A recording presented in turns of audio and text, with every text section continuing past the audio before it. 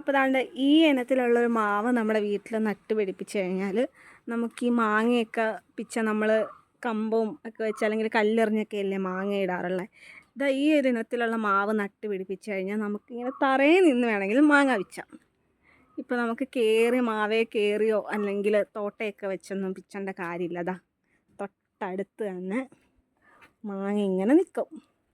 അപ്പോൾ നമുക്ക് അച്ചാറിടാനാണെങ്കിൽ കറിയിലൊക്കെ ഇടാനാണെങ്കിൽ എന്താ ഇങ്ങനെ വന്നങ്ങ് പിച്ചി എടുത്താൽ മതി.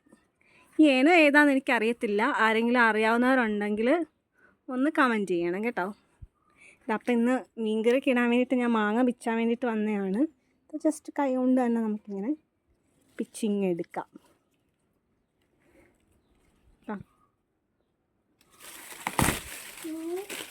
കണ്ടോ? അതേപോലെ കണ്ടതാ ഇവിടെയും നിൽപ്പുണ്ട് ആ മാവ്. മാങ്ങയൊക്കെ പിടിച്ച് നിൽപ്പുണ്ട്.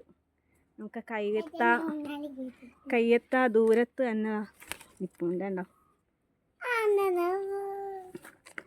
അപ്പം ഞങ്ങൾ 3 പേരും കൂടി വന്നതാണ് അവിടെ മാങ്ങ പിച്ചാൻ വേണ്ടിയിട്ട്. അപ്പോൾ ഈ മാവിൻ്റെ പേരറിയാവുന്നവരൊന്ന് കമൻറ്റ് ഇട്ടോ. ബൈ.